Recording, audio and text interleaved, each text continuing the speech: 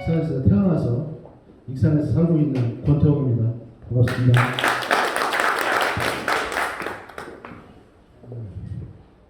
환경과 정치라는 주제로 그냥 우리 송윤선 전 의원님이 뒤에 빨리 있으니까 어제 강연 한번 해보라고 그렇게 해서 덜컥 부담 없이 말씀드렸다가 굉장히 최근에 생각을 많이 하고 고민을 많이 하는 시간을 가졌습니다. 우선 2020 시민 환경학교에 나와 있는 요 이름들이 있습니다. 강봉원, 김세훈, 김승철, 최재철, 김강주, 송문선, 오경재, 이명택, 홍정우. 다 지역에 사는 분들이죠. 이분들의 존재는 제가 어떤 생각을 했냐면 장정마을이 참 복이 있는 마을이다. 참 복이 있는 마을이다. 환경부가 최종적으로 인정을 했죠. 역학적 인과관계가 있다 인정을 했지만 그 인정 뒤에 따라올 책임이 얼마나 큰지를 알기 때문에 사실 굉장히 오랫동안 환경부하고만 거의 2년 동안 사실 싸웠고요. 언쟁하고 싸우고 우리 최재철 위원장님은 환경부 담당관하고 국회에서 간담회를 이정미 의원 주최로 열었는데 거의 주먹 직전까지 갔죠. 환경부 과장한테. 저는 국회의원 회관에서 그렇게 시끄럽게 막 소리 지르고 책상 들었다 놨다 하는 사람 처음 봤어요. 우리 장정마을 최재철 위원장. 합리적으로는 절대로 풀어질 수 없었던 장정마을 문제였습니다. 돌아보면.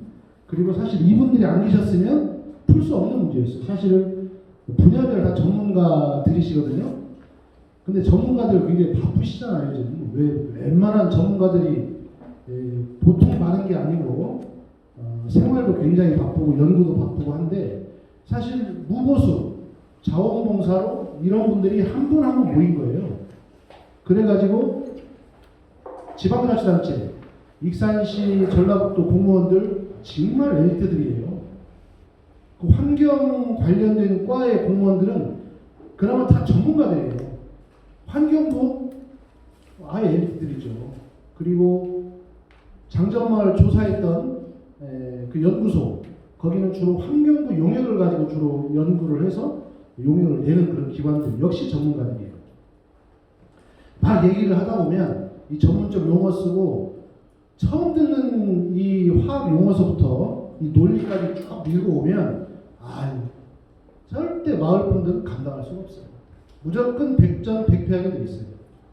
남원 내기 마을이 그래서 환하게 눈 뜨고 누가 봐도 상식적으로 그 오염 때문에 피해를 당했는 거예요. 제가 볼 때는 장정마을과 내기 마을이 다르지 않아요. 근데 내기 마을은 영향은 받았는데 다른 원인도 많은 것 같다. 뭐 이런 정도 결론을 내려가지고 뒤에 아무런 피해 보상도 받을 수 없고 아무런 후속 대책도 받을 수 없는 상황이 됐어요. 장정마을의 환경부 조사가 2018년 1년 동안 진행이 됐는데 그 결과 발표까지 2019년 들어서도 거의 가을까지 갔죠. 그래서 나중에 이제 발표가 됐는데 조사는 다 끝났는데 그 조사를 해석하는 것만 가지고도 거의 1년을 싸운 거예요. 우선 여기 나와 있는 이 이름들은 저는 지역에서 기억을 해주셨으면 좋겠어요. 앞으로를 위해서. 그리고 두 번째로 이렇게 지역에 있는 사람들이 힘을 모으니까 지방자치단체 또 소위 난다긴다는 전문가들 환경부 정부까지도 사실은 결국 이 진실 앞에서 인정할 수밖에 없게 만들 수 있는 힘이 이 지역에 있다는, 우리 익산 지역에 있다는 것을 이번에 장정마을 사례를 통해서 검증한 거예요. 그래서 뒤에도 쭉 말씀드리겠지만 이 장정마을 문제는 좁게 보면 장정마을만의 문제예요. 근데 조금 크게 보면 장정마을과 유사한 굉장히 많은 마을들이 있어요. 장정마을이 저렇게 환경부가 인정하고 나서 저도 전화 여러 통 받았어요.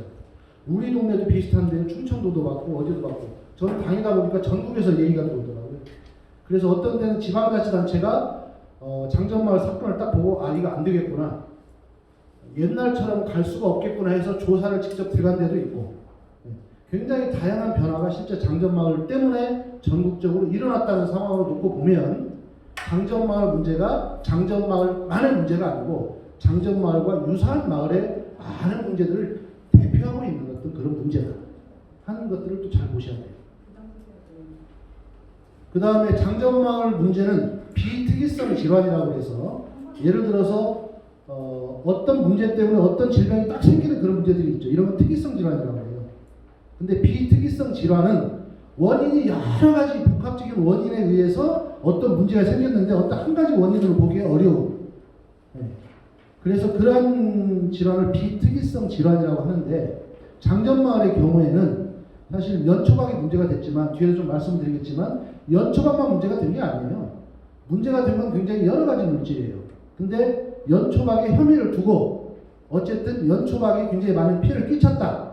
이렇게 결론을 내렸지만 굉장히 여러 가지 복합적인 요인에 의해서 굉장히 집단 암 발병이 일어났고 이제 그런 비특이성 질환의 경우에 정부가 한 번도 인정을 한 적이 없어요.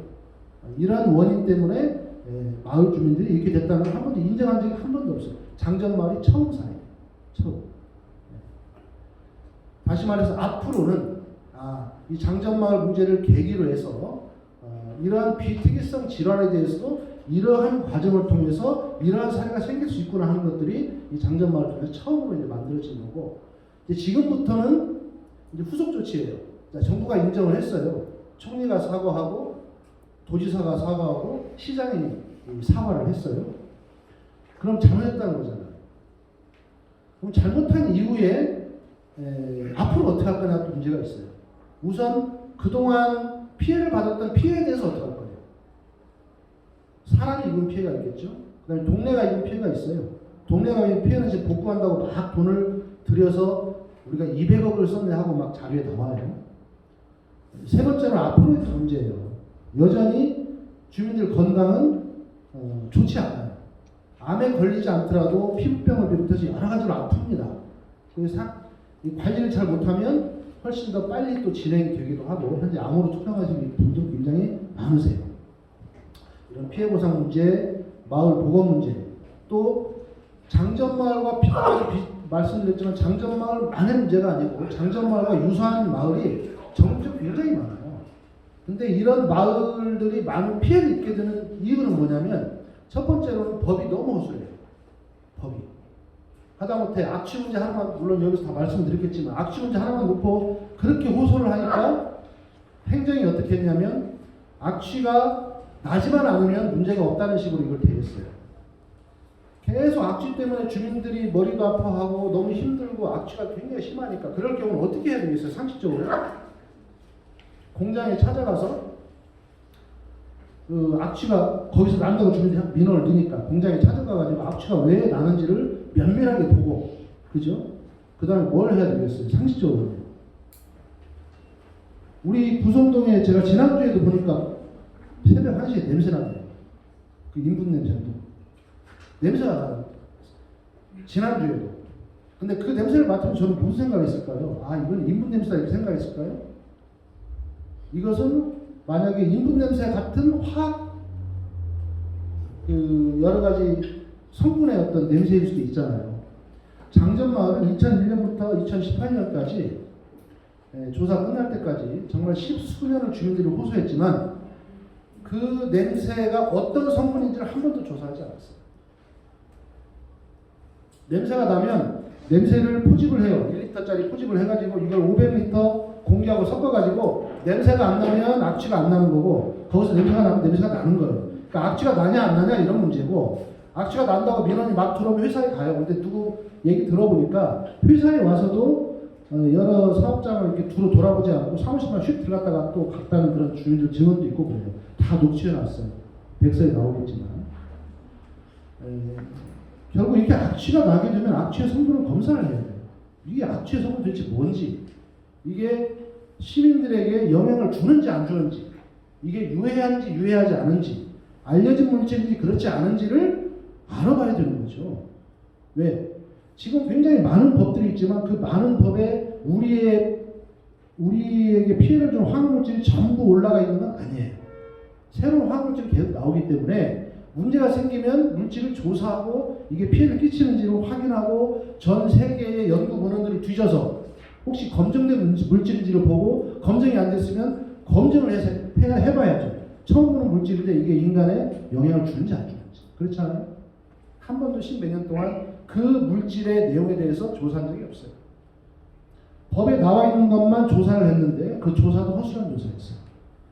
2010년 초경에 장전마을 그 저수지에 물고기가 떼죽음을 해서 전북보건환경연구원이죠. 거기에서 샘플 다 조사했는데 문제 없다 그랬어요. 문제 없다 그랬어요. 저희가 나중에 2018년도에 저희 조사했을 때는 그 1급 발암물질 그거 다 깔려 있었어요. 허술한 법이 문제고 그 다음에 이 허술한 법도 제대로 집행을 안 하는 행정이 진짜 문제예요. 일단 민원이 들어오면 귀찮아요. 듣지 않아요. 민원이 들어오면 그저 또 주민들이 또 그냥 하는구나. 저는 이런 태도 너무 많이 보인다고 생각해요. 근데 보면 한 사람의 얘기는 혹시 거짓일 수도 있어요. 그렇지 않아요? 근데 여러 사람의 얘기는 한 사람의 얘기가 훨씬 더 깊게 들어야 되잖아요. 그 다음에 여러 사람이 같은 얘기를 반복적으로 계속하고 고통을 호소하면 그 문제가 있는 거잖아요. 그러면 경청해야지. 저는 행정 경청해야 된다고 봐요. 저희 취업준비생들이 65만 명 정도 돼요. 취업준비생들이 매년. 그 중에 한 5만 명 정도가 공무원 시험을 준비를 해요. 왜? 안정적이니까. 일반 회사 가도 정년이 보장이 안 되잖아요. 근데 이런 질문을 던지고 싶어요. 공무원 시험을 준비하는 친구들은 과연 어떤 생각을 하고 공무원 시험을 응시할까? 여기에도 최근에 공무원 합격된 분이 계시네요. 축하합니다. 공무원은 정말 중요한 분들이에요. 왜? 저희가 내는 이 세금, 굉장히 막대한 돈이죠. 그 다음에 법이 정한 굉장히 많은 기준들, 이걸 해석하고 집행하고 또 예산을 실제로 세우고 하는 거기 때문에 우리의 일을 하는 게 공무원들이거든요. 우리의 일을 하는 게 공무원들이에요. 자, 우리의 일을 누군가는 해야 되는데 다 각자 살기 바쁘니까 공무원을 돈을 주고 채용을 하는 거 아니에요. 우리의 일을 좀 해라. 근데 공무원 시험을 준비하는 25만 명의 학생들이 실제로 그런 고민을 깊이 한 겨를이 있을까? 학교에서 한 번도 공무원이 어떤 존재라는 걸 깊이 있게 토론해 본 적이 있습니까? 여기 계신 많은 분들이 계시지만 공무원 그러면 어떤 생각이 드세요? 우리를 위해서 일하는 사람들이라고 생각이 드세요? 공무원들이 왜 우리를 위해서 일하는 사람들이 아닐까? 장전마을을 보면서 제가 정말 슬펐던 문제. 법에 규정되어 있지 않은 문제는 절대 움직이지 않아요. 법에 규정된 문제는 너무 느슨해요. 그 다음에 책임지려고 하지 않아요. 결국 우리를 위해서 일하는 게 아니라 공무원들도 그냥 본인을 위한 직장에 머무르고 있다는 게 굉장히 너무 많이 보여가지고 굉장히 그런 부분들이 슬펐던 것 같습니다. 그 다음에 정치인들이죠. 정치인들. 제가 익산에 2016년도 내려왔는데 2016년 총선, 2018년 도지사 선거, 또 올해 총선 또 출마했어요. 2018년 도지사 선거 출마해가지고 제가 뭐라고 했냐면 아까 우리 참 송문선 의원께서 2017년 환경부의 그 역학조사 청원 왔을 때 네? 4월 18일 그 얘기하신 데서 2016년부터 왔어요. 2016년에는 2017년 4월 아마 20 며칠인가 공장이 안 돌아갈 때까지 장전마을에 가면요 냄새가 정말 살 수가 없었어요. 그 냄새라는 게 굉장히 역겨웠어요. 힘들고. 근데 그것을 24시간 맡고 살았고 특히 공무원들이 퇴근한 6시 이후부터 새벽까지 밤새 그 냄새가 훨씬 심했대요. 그래서 누구는 그런 얘기도 해요. 나중에 보니까 연초박 때문이더라. 그러면 담배 피는 분들은 필터 있는 담배를 자기가 선택해서 피잖아요. 장전마을 주민들은 필터 없는 담배를 24시간을 피는 거예요. 그것도 여름에 잘 때는 창문 열어놓고 자기도 모르게 핀 거예요. 십수년 성할 수가 없는 문제죠. 정치인들은 국민들이 뽑아주죠. 뽑아줄 때 왜 뽑아줘요? 아, 뭐 하겠다고 하니까 뽑아주잖아요. 근데 하겠다는 되게 많잖아요. 그러면 그 일을 다 하면 정치인들이 어떤 존재일까요? 사랑받고 존경받고 우리 사회의 신뢰의 첫 번째 대상이 정치인들이 되겠죠. 선거 때 정치인들의 공약만 보면 야, 정말 우리를 저렇게 신경 써서 하겠다는 저런 사람들 반갑고 고맙고 뭔가 좀 업어주고 싶지 않아요? 근데 4년 5년 지나고 나서 보면 안 되는 상황이 계속 반복이 되다 보니까 정치인들에 대한 불신이 굉장히 높죠. 2018년도 도지사 후보 토론회 나가서 일부러 그랬어요. TV 앞에서 제가 송하진 지사한테 혹시 장정마을 가보셨어요? 괴로운 질문이죠. 안 가봤어요. 안 가봤다는 것은 굉장히 복잡해요. 올해 총선 토론에 나가서 우리 한병도 현 의원이 한병도 의원한테 물어봤어요. 장정마을 가보셨어요? 안 가봤어요. 제가 그러면 질문을 하죠. 도대체 정치하는 목적이 뭐세요? 왜 정치하세요? 송하진 씨한테도 물어봤고 우리 한병도 현 의원에게도 여쭤봤어요. 왜 정치하세요? 정치인들이 굉장히 많은 걸 결정합니다.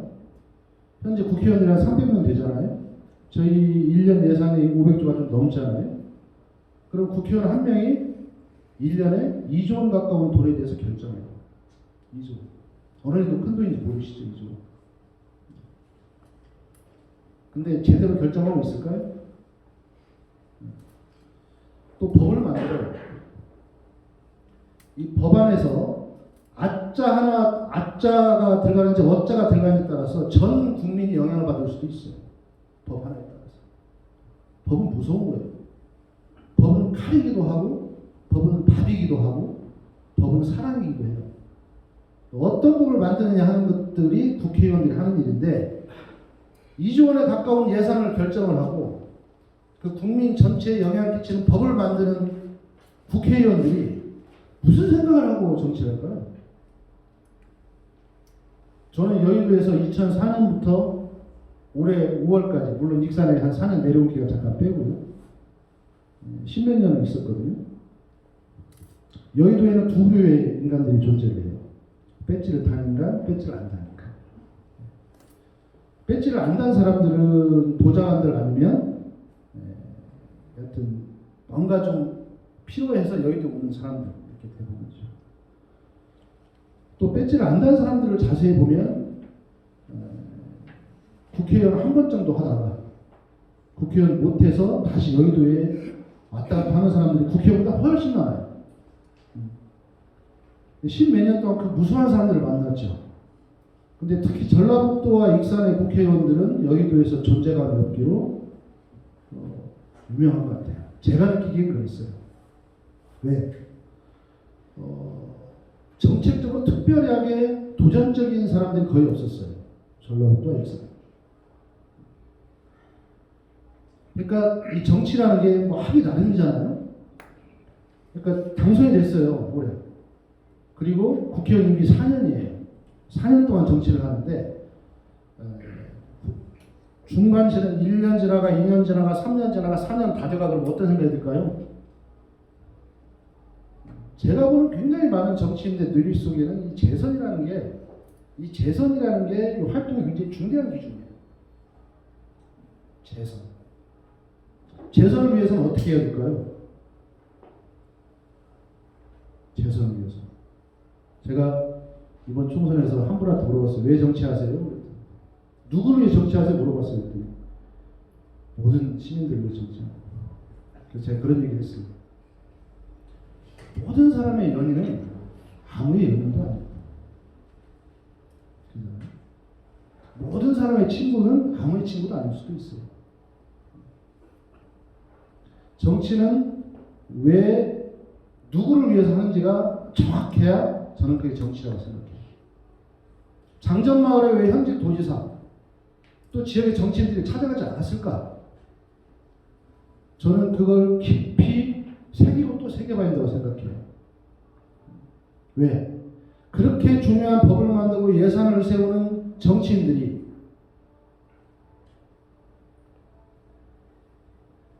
그 고통을 호소했던 십수년의 기간 동안에 또 언론에 회자됐던 엄청나게 그 많은 2016년 가을부터 언론에 나오기 시작했으니까요. 언론에 엄청 나왔잖아요. 그 이후에까지 포함해서 왜 한 번도 가보지 않을까? 깊이 생각해봤던 사람입니다. 그래서 이런 생각을 하면서 제가 처음으로 PT를 만들어봤어요. PT 오늘 처음 만들어봤거든요. 그래서 우선 PT를 하면 좀 얘기를 할 건데 이런 생각들이 제 좀 바탕에 깔린 얘기들이에요. 그 다음에 장전마을에 대한 제가 하고 싶은 어떤 얘기, 지금의 심정들이고 그 다음에 저는 이 장전마을 때문에 이 시민환경학교도 열리니까 저는 장전마을이 정말 해피엔딩이었으면 좋겠어요. 너무 불행한 일이지만 정말 해피엔딩이 되면 너무 좋겠어요. 장전마을이 해피엔딩, 장전마을의 행복은 무엇일까? 저는 이 고민을 저는 함께 참 해봐야 된다고 생각해요. 앞으로 너무 고통받았으니까 정치인들은 제 역할을 못해줬고 공무원들은 제 역할을 못해줬으니까 우리 시민들이라도 그렇게 고통받았던 장전마을 이제 알았으니까 앞으로라도 어떻게 하면 좀 행복하게 살 수 있을까를 함께 고민을 주면 그게 곧 우리의 고민이 될 거다 저는 이런 생각을 해요. 근데 지금도 장전마을 굉장히 어려운 숙제들이 많습니다. 지금 소송도 진행되고 내일 홍정원 변호사 와서 말씀드리겠지만 지난 11월 몇일인가요? 첫 1차 조정기일 어쨌든 보니까 익산시하고 전라북도하고 변호사를 빵빵한 변호사를 쳤어요. 예전에는 막 사과할 때는 대항하지 않겠다 막 이런 표현도 쓰는 것 같지만 빵빵한 변호사 익산시는 3천만 원 줬다는데 변호사 그럼 3천만 원 주고 변호사 할 때는 재판에서 지라고 3천만 원 줄까요? 재판을 이기라 3천만 원 주겠지.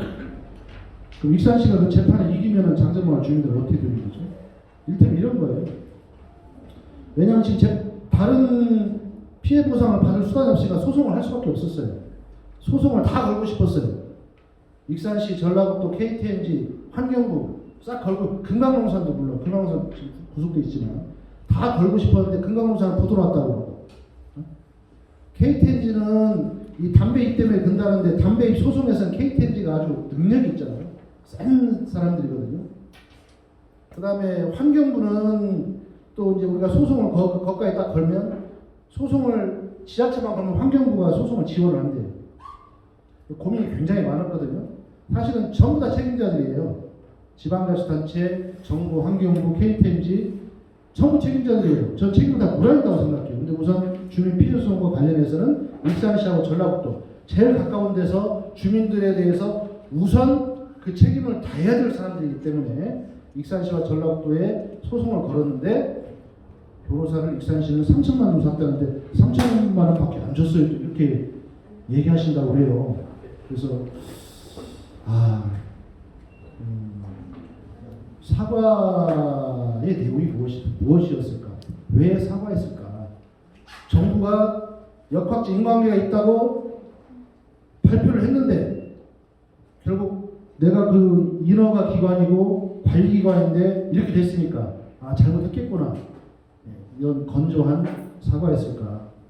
가슴 속에 정말 자기 가족의 문제라고 생각하고 아픈 어떤 사과였을까? 앞으로 두고 보면 알겠죠. 근데 변호사가 돈을 많이 주고 사가지고 여튼 굉장히 어려운 재판이 됐어요. 왜냐하면 지금 국가배상법에 따른 여러 가지 배상 기준에 따라서 잘못했으니까 배상해라. 사실 이게 이번 재판의 내용인데 아마 이 변호사는 담배 소송으로 끌고 갈 개연성이 굉장히 높아요. 이게 1대1의 소송이기 때문에 연초밥 때문에 내가 암에 걸렸다. 필요하면 담배 소송 가면 이걸 증명해야 되거든요. 증명할 방법이 없어요. 담배를 폈는데 제가 무슨 암에 걸렸어요. 근데 이 담배 핀 거하고 이 암에 걸린 거하고 제가 증명을 해야 재판부가 네가 이겼어 이렇게 되는 거예요. 이 재판을 누가 이깁니까? 그렇잖아요. 그래서 현재 국가배상법에 따른 재판인데 현재 익산시나 전라북도 같은 경우에는 적극적으로 이 피해 배상을 할 어떤 자세 이런 것들이 제가 볼 때는 별로 안 보입니다. 이런 것들 현주소입니다. 이렇게 우선 바탕을 깔고요. 한번 진행해 볼게요. 만들어봤으니까.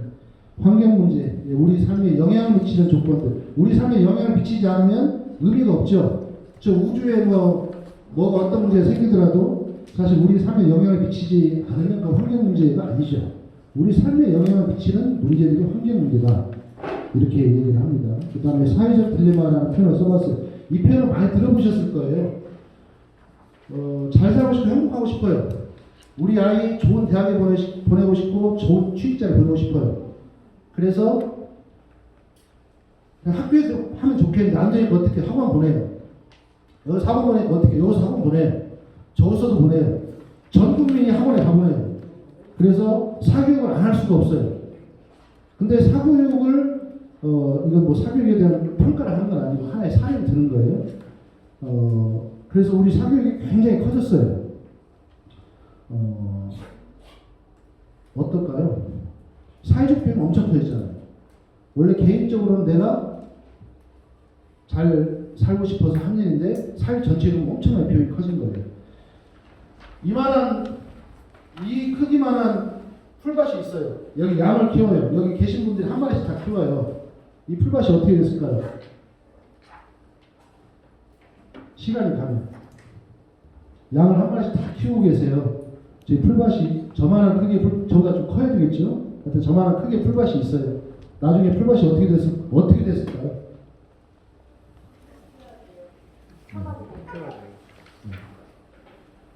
대부분은 뭐냐면 자원은 유한하고 인간의 욕심 또 이건 무한하기 때문에 우리의 것은 항상 피폐해진다. 이런 오랜 속설이 있어요. 이게 소위 공유의 비극이라고 그러거든요. 근데 우리가 공유하는 굉장히 많은 것들이 있죠. 바다의 어족 자원도 우리가 사실 경계를 칠 수가 없잖아요. 공기, 지하수, 그죠? 경계를 칠 수가 없어요. 다 공유하는 거예요. 근데 이 공유 자원에 대해서 누구든 자기의 가장 유리한 방법으로 쓰고 싶어요. 근데 사회 전체적으로 보면 나중에 어떻게 돼요? 결국 쓸 수 없는 지경까지 가는 이제 상황이 생겨요. 그런 걸 사회적 딜레마라고 하는데 이 사회적 딜레마는 굉장히 많습니다. 결국 정치의 역할은 이 사회적 딜레마를 어떻게 풀어갈 거냐 하는 얘기를 하는 거죠. 왜? 개인의 이익과 이 전체 이익이 일치하지 않을 때 이걸 풀어가는 게 정치예요. 저는 그렇게 생각해요. 근데 정치가 개인의 이익과 전체 이익을 조화시키는 게 정치인데 정치가 그게 아니고 내 이익을 탐해가는 게 정치예요. 정치가 아닌 거죠. 그래서 그런 사회적 딜레마라는 표현도 한번 써봤고요. 자본주의 환경 문제가 어떤 이윤 극대화 논리 때문에 사회적으로 비용을 전가하는 거죠. 이번에 금강농산 같은 경우에 사실 주민들이 그렇게 많은 호소를 했음에도 불구하고 그냥 배출을 했죠. 실제 그것은 원래 금강농사에 돈을 들여서 주민들을 보호해야 되는 어떤 그 책임이 있는 거죠. 왜? 이윤 활동을 위해서 그런 시민들에게 환경 피해를 입히면 안 된다는 건 기본이니까. 근데 현재까지는 이 환경 문제가 굉장히 큽니다. 결국 환경 문제에 또 굉장히 중요한 것은 뭐냐면 미래 세대에 있어서는 이 환경 문제가 내가 살아가는 삶의 기본 조건이 된다는 거예요. 근데 살면서 이 환경 문제 막 터지고 그러면 대부분의 사람들이 나와의 관련은 따지지만 우리와의 관련을 얼마나 따지고 있나? 저는 이런 질문을 드리고 싶어요. 환경 문제가. 또 하나, 환경 문제가 있으면 보통 우리 세대를 다 생각하지만 이 이후 세대 입장에서 환경 문제를 과연 바라본 적이 있는가? 이런 질문 한번 드려보고 싶어요. 환경 문제에 대해서 우리에게 영향을 미치는 문제이고 그 다음에 어쩔 수 없이 생길 수 있는 문제. 왜? 개인과 전체 이익이 항상 상충할 수 있으니까. 그리고 결국 현재의 자본주의 경쟁에서는 훨씬 더 극심하게 생길 수밖에 없는 문제이고 또 앞으로 미래 세대에 있어서는 사느냐 죽느냐 문제다. 솔직히 말씀드리면요. 한 50, 60 이렇게 쭉 되시면 이 환경 피해도 훨씬 어떻게 보면 적은 거죠. 이후에 시간. 근데 젊은 세대에게는 이 환경 피해가 훨씬 더 앞으로 더 큰 거죠. 이런 차원에서 이 환경 문제는 미래 세대에 대해서 현 세대가 책임을 져야 되는 문제다. 이런 세대 간의 문제라는 것도 저희가 생각하지 않으면 결국 다 이제 우리 아이들 문제가 될 거예요. 아이들이 사는 세상이 기본적으로 저희 현 세대가 살았던 그런 기본 조건도 못 누리고 사는 그런 세상이 될 수도 있다. 이런 관점에서까지 환경 문제를 봐야 되지 않겠나 이런 생각을 해봤습니다. 인간은 이기적인 존재인가 이런 질문하고 오늘 질문을 많이 드릴 거예요. 원래는 포스트잇을 준비해와가지고 이 포스트잇에 이제 이 질문을 드리고 한번 답을 써서 한번 소개를 해드리려고 했는데 시간이 많지 않더라고요. 그래서 인간은 이기적인 존재인가 굉장히 오래된 질문입니다. 만약에 인간이 정말 이기적인 존재라면 우리 공동체가 존재할 수 있을까요? 이런 질문을 던지고 싶어요. 왜냐하면 정말로 인간이 이기적인 존재라면 환경 파괴가 지금보다 훨씬 더 심해졌을 거다. 저는 이렇게 생각합니다. 하다못해 최근에 뭐 제주 같은 경우에 그 제주 삼다수 때문에 지하수 양이 줄어가지고 힘들다는 어떤 이런 얘기도 하고 하잖아요. 결국 이 제한된 이 자원을 가지고 누군가 더 많이 쓰다 보면 이 많은 사람들이 그것을 서로 뺏기지 않으려고 싸우게 되고 이 싸우는 과정에서 결국 이 공유 자원은 다 망가지는 게 보통의 예측이죠. 근데 주류 경제학은 제가 경제학과 나왔습니다만 주류 경제학은 인간은 이기적 존재라는 걸 기본으로 해요. 그냥 경제학 원론에 인간은 합리적 선택을 하고 이 합리적 선택은 인간은 이기적 존재이기 때문에 이 이기적인 선택을 하는 게 보이지 않는 시장에 의해서 시장의 손에 의해서 합리적으로 조정된다. 이게 현재 주류 경제학의 기본적인 논리예요. 그래서 인간은 이기적이다. 그래서 지금 무슨 경제 문제 생기고 막 무슨 문제 생기면 시장에 맡기라고 해요. 시장에 맡기라. 저희 고등학교 때, 중고등학교 때 배울 때도 그래요. 시장에 보이지 않는 손 배워요. 근데 이런 건 안 배워요. 시장에 맡기면 망한다 이런 건 안 배워요. 역대로 시장에 맡겨서 정말 합리적인 결과가 나온 경우보다 시장에 의한 독점의 폐해, 그 다음에 시장에 의한 여러 가지 사회 경제 위적 비용에 의한 어떤 사회적 피해 이런 부분들이 굉장히 컸다는 거예요. 시장은 유효한 측면이 분명히 있습니다.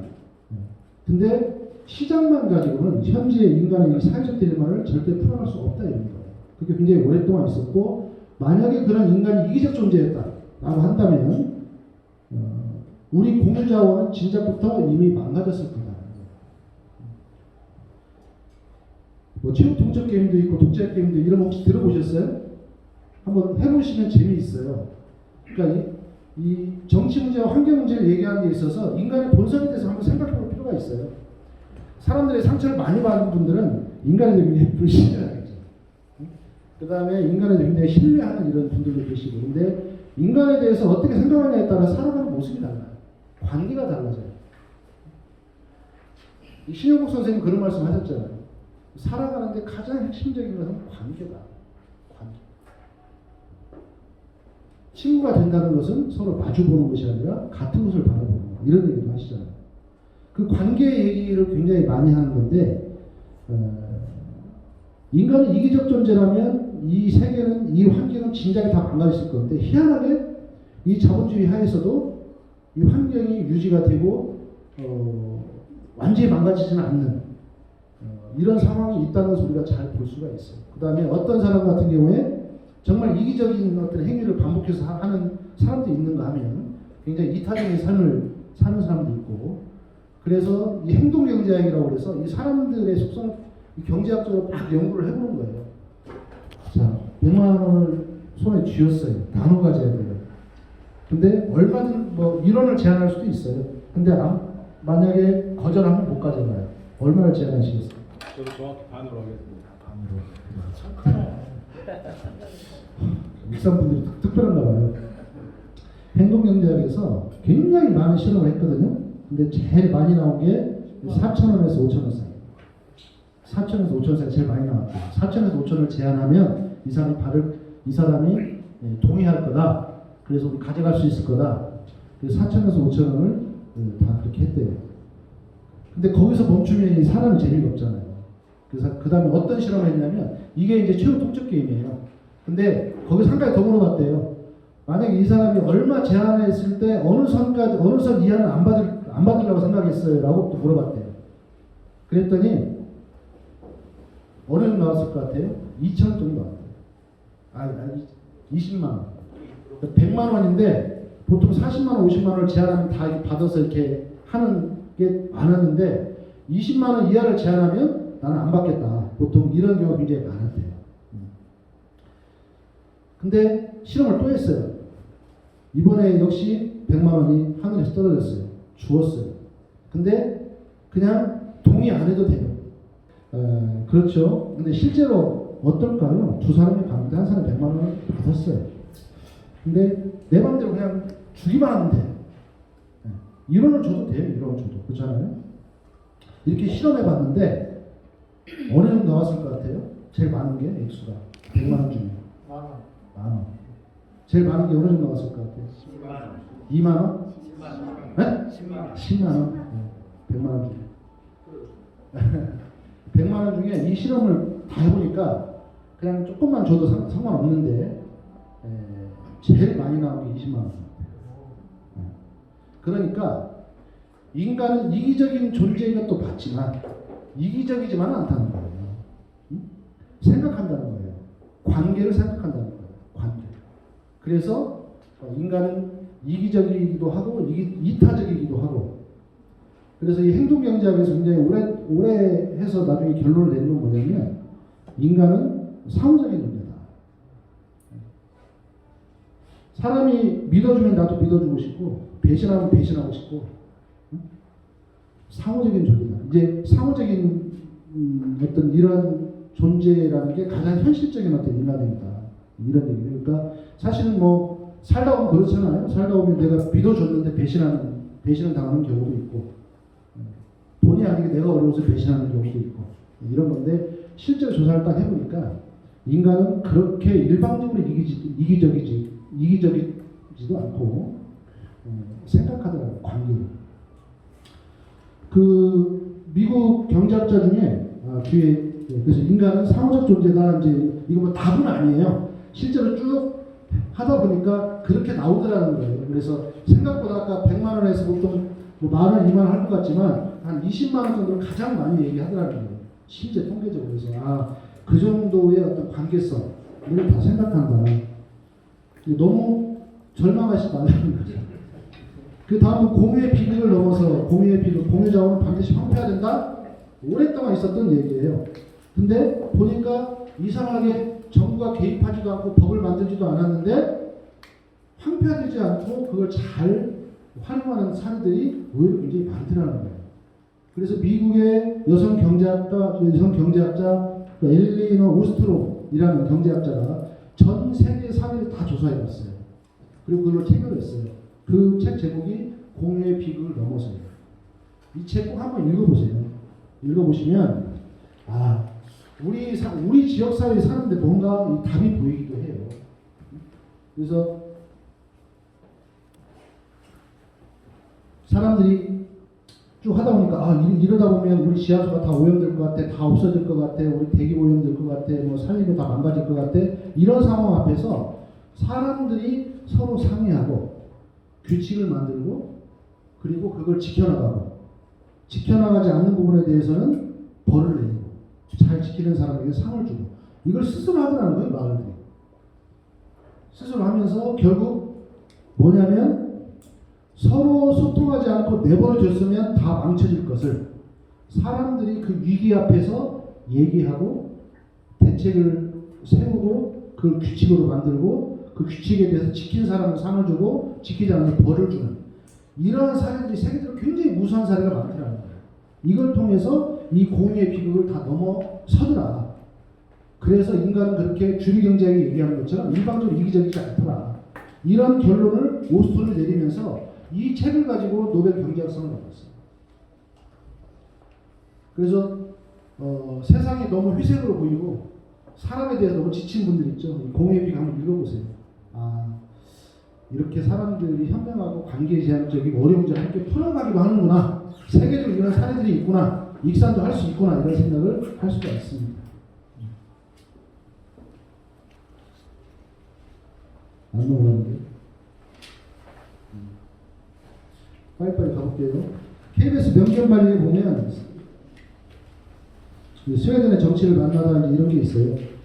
제가 이제 사람 얘기를 하고 환경 얘기를 하고 관계 얘기를 하는데 사실 이 굉장히 이 모든 문제에 대해서 가장 깊이 고민하고 이런 문제들을 제대로 풀어가야 될 사람들이 난 정치인이라고 생각을 합니다.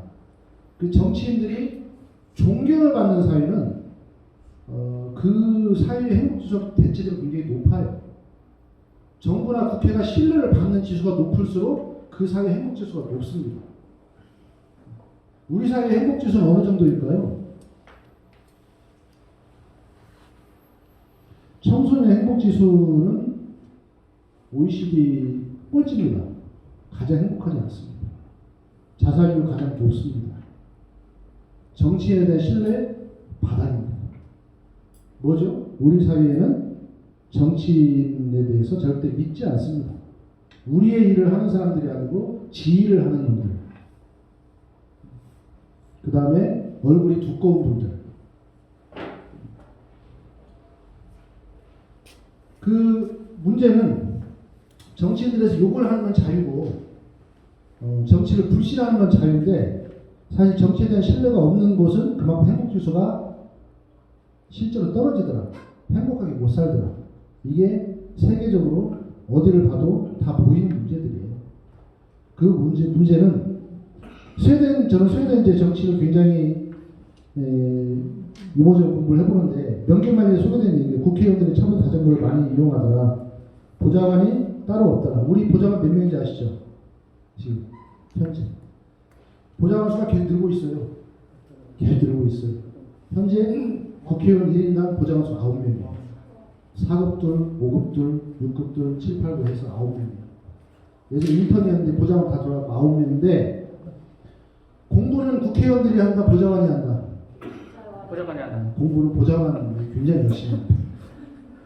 스웨덴 국회의원들은 노트북을 가지고 다니죠. 보좌관 없이 본인들이 공부를 합니다. 우리 대한민국 국회 예산 정책처라는 게 만들어졌어요. 실제로 스웨덴 같은 경우에는 그렇게 국회 내에 정책 지원이나 여러 지원하는 부서들이 충분히 존재를 하고 국회의원들이 공부를 하려면 지원을 다 해줍니다. 근데 우리는 전부 다 이제 국회의원들이 보좌관 9명씩 두고 있는데 막상 공부를 국회의원들이 사실 해야 되는 공부를 보좌관들이 하는. 그래서 향후에는 오히려 국회의 지원 기능을 강화하고 보좌관을 줄이는 게 국회의원을 공부도 시키고 제대로 그 세비도 좀 줄일 수 있는 그런 개혁의 길이다 이런 말씀드리고요. 해마다 100개 넘는 법안 발의의원도 있고 4년간 638개 법안 발의한 여성의원도 있다. 존경스럽죠. 4년 동안 638개 법안을 발의하려면 1년에 한 150개.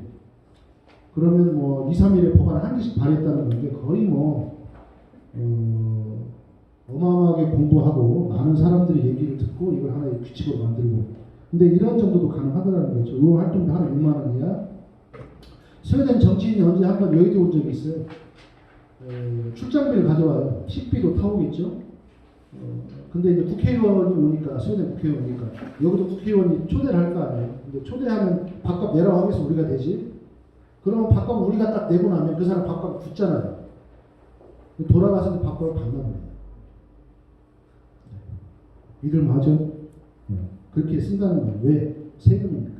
정치인 정보는 누구에도 공개하고 세금을 이론이나 허투루 쓰는 도적질을 생각하고 법을 지키는 것은 정치인의 도리라고 생각하고. 이게 스웨덴 KBS 명견만리에서 스웨덴 정치인들이 인터뷰에서 나온 내용들이에요. 이런 사회에서는 국민들에게 우리 무엇하게 세금 좀 더 내면 안 될까요? 국민들이 다 동의합니다.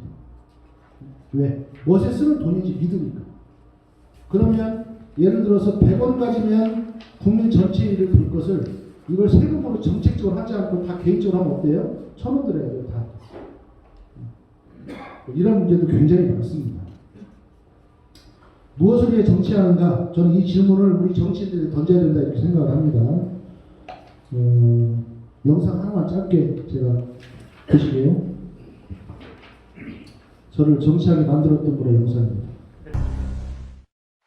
어느 때인가부터 제가 대통령이 되겠다고 말을 하기 시작했어요. 많은 분들이 제게 무엇을 했느냐를 묻지 않고 무엇을 하겠느냐 비전을 내놓으라고 했어요. 비전을 생각해봤습니다. 제 마음에 가장 드는 비전, 그것은 전두환 대통령이 50대 내놨던 정의로운 사회였습니다.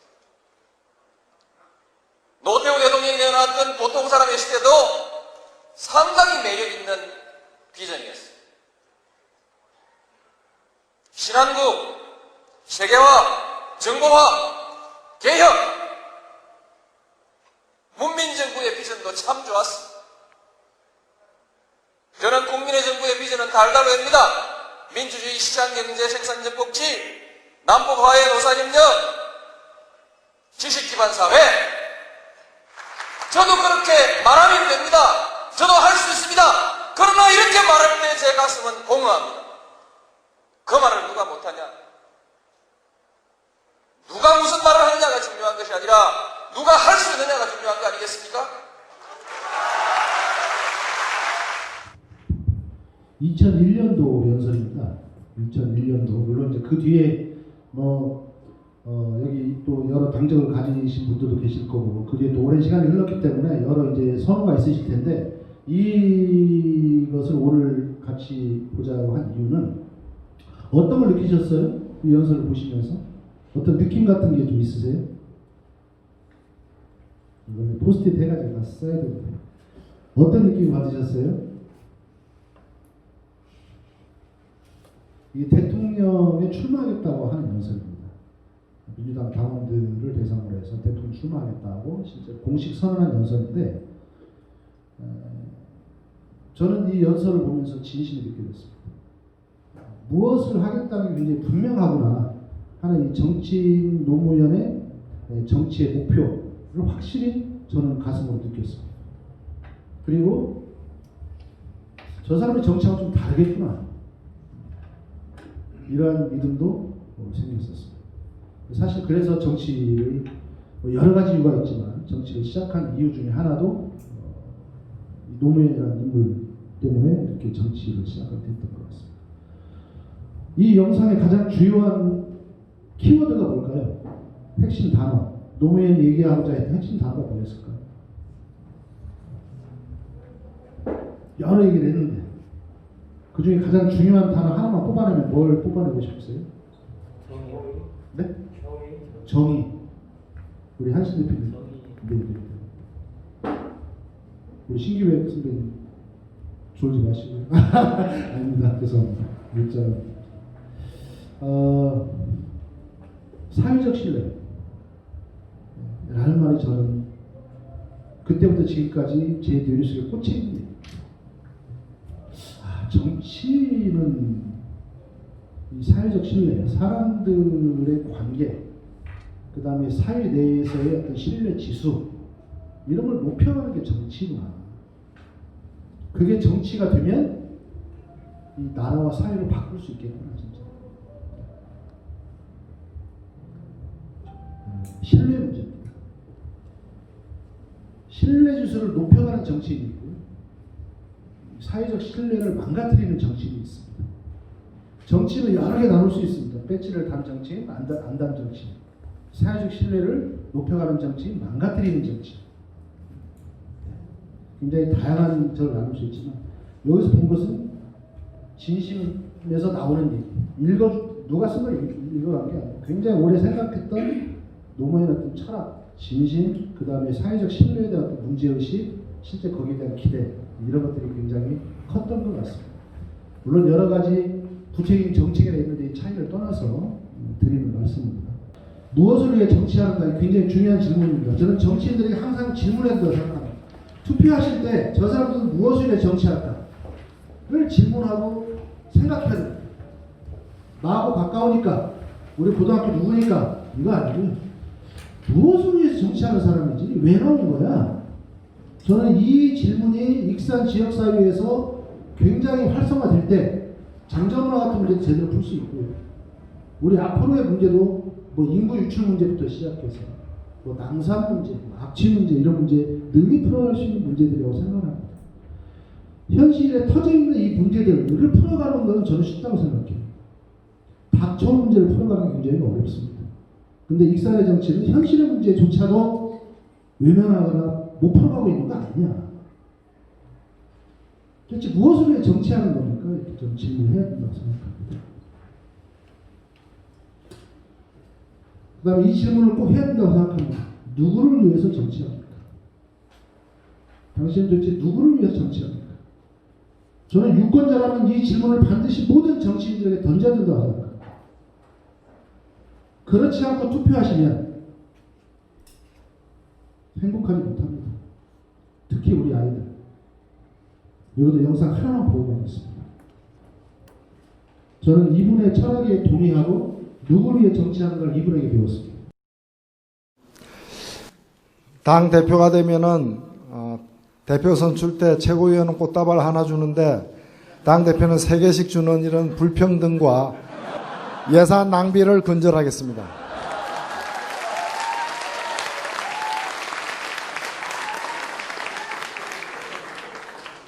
(6411번) 버스라고 있습니다.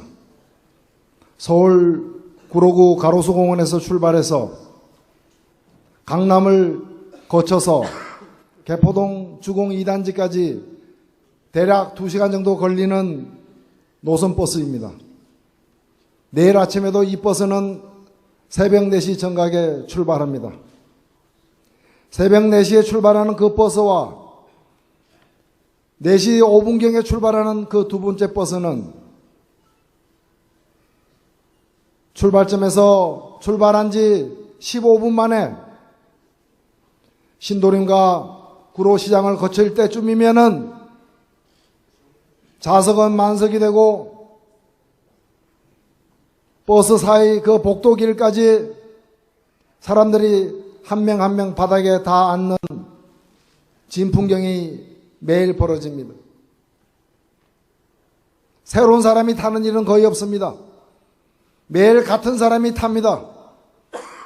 그래서 시내버스인데도 마치 고정석이 있는 것처럼 어느 중류소에서 누가 타고 강남 어느 중류소에서 누가 내린지 모두가 알고 있는 매우 특이한 버스입니다. 이 버스에 타시는 분들은 새벽 3시에 일어나서 새벽 5시 반이면은 직장인 강남의 빌딩에 출근을 해야 되는 분들입니다. 지하철이 다니지 않는 시각이기 때문에 매일 이 버스를 이용하고 있습니다. 한 분이 어쩌다가 결근을 하면은 누가 어디에서 안 탔는지 모두가 다 알고 있습니다. 그러나 시간이 좀 흘러서 아침 출근 시간이 되고 낮에도 이 버스를 이용하는 사람이 있고 퇴근길에도 이 버스를 이용하는 사람이 있지만 그 누구도 새벽 4시와 새벽 4시 5분에 출발하는 6411번 버스가 출발 전부터 거의 만석이 되어서 강남의 여러 정류장에서 아주머니들을 50대 60대 아주머니들을 다 내려준 후에 종점으로 향하는지를 아는 사람은 없습니다. 이분들이 아침에 출근하는 직장도 마찬가지입니다. 아들, 딸과 같은 수많은 직장인들이 그 빌딩을 드나들지만 그 빌딩에 새벽 5시 반에 출근하는 아줌마들에 의해서 청소되고 정비되고 있는 줄 의식하는 사람은 없습니다. 이분들은 태어날 때부터 이름이 있었지만 그 이름으로 불리우지 않습니다. 그냥 아주머니입니다. 그냥 청소하는 미화원일 뿐입니다. 한 달에 85만 원 받는 이분들이야말로 투명인간입니다. 존재하되 그 존재를 우리가 느끼지 못하고 함께 살아가는 분들입니다. 지금 현대자동차 그 고압선 철탑 위에 올라가 있는 비정규직 노동자들도 마찬가지입니다. 23명씩 죽어나간 쌍용자동차 노동자들도 마찬가지입니다. 저 용산에서 지금은 몇 년째 허벌판으로 방치되고 있는 저 남일당 그 건물에서 사라져간 그 5명들도 역시 마찬가지 투명인간입니다. 저는 스스로에게 묻습니다.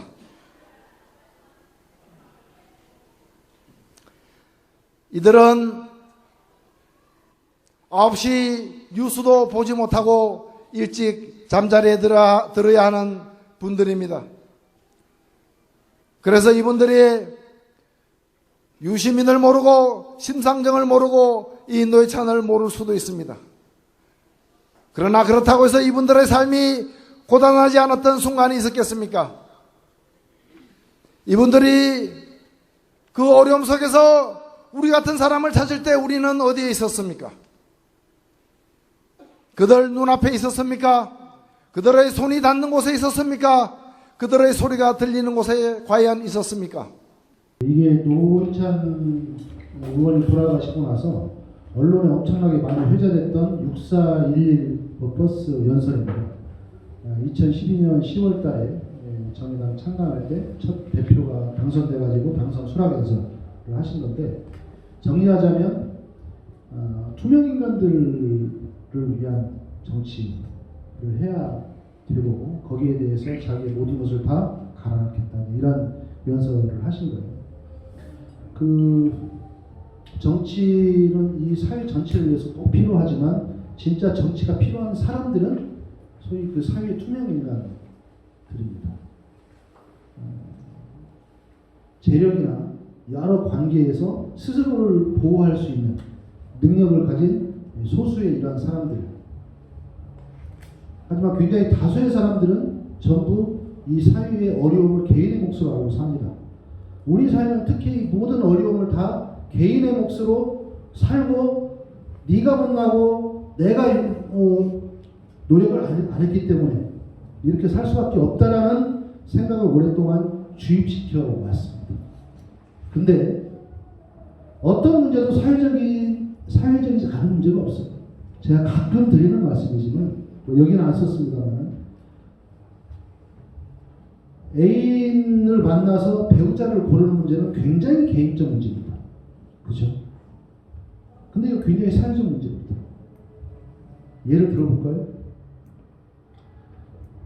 미국의 대학생들과 유럽의 대학생들, 한국의 대학생들이 배우자를 고르는 기준이 같을까요? 틀릴까요? 만약에 개인의 취향이라면 그냥 개인에 따라 다 다르다, 이렇게 하면 끝납니다. 근데 묘하게 미국과 유럽과 한국의 대학생들을 해보면 각각의 나라들의 공통된 답들이 모여집니다. 미국에서는 가장 첫 번째 조건, 직업이 있어요. 직업이 있는 배우자. 왜? 직업이 없으면 아플 때 병원도 못 갑니다. 의료보험 안 돼 있잖아요. 거기는 직업이 어떤 직업을 제대로 가지고 있느냐, 이게 굉장히 중요한 거예요. 미국 조건이죠. 한국은요, 한국 대학생들 배우자를 고르는 기준이 뭡니까? 뭘까요?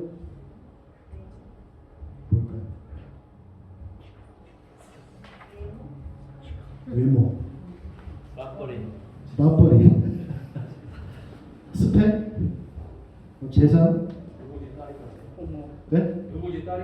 누구 집, 그 가족, 예, 그렇죠. 근데 한국에 진짜 조사를 해보지 않아도 우리 한국의 대학생들의 배우자 선택 기준은 조건의 문제입니다. 경제적, 사회적 조건에 관한 문제. 훨씬 좋은 배우자들을 찾습니다. 힘드니까. 그죠? 유럽의 대학생들은 배우자를 고르는 첫 번째 기준이 뭘까요? 네? 건강. 야, 좋네요. 그 어떤 데서 조사를 해보니까 빨리 말씀드릴게요. 유럽의 대학생들이 배우자를 보는 첫 번째 조건은 키스 잘하는 거죠. 왜? 나를 진짜 사랑해 줬습니다. 두 번째로 요리 잘하는 거. 세 번째로 유머 있는 사람. 뭐냐면 미국이나 한국의 배우자 선택 기준은 외부적 조건입니다. 왜? 복지망이 너무 취약하고, 그잖아요. 미국은 어쨌든 의료보험이 안 되니까 한참. 한국은 어쨌든 맞벌이에도 만만치 않고 직업 구하기도 어렵고 하니까 어쨌든 조건에 매일 수밖에 없어요. 저 사람이 나를 사랑하고 내가 얼마나 사랑하고 서로 잘 봐줄 수 있고 얼마나 평생 행복할 수 있는지는 한가한 고민이죠. 근데 유럽의 대학생들은 실제로 그 배우자를 선택해서 볼 수. 왜? 기본 생활은 보장이 되니까. 학비가 무료니까. 아프면 병원 가서 치료받을 수 있으니까. 늙으면 질병과 소득에 대해서 사회가 보장을 해주니까. 어떠한 사적 문제도 사회적 문제입니다.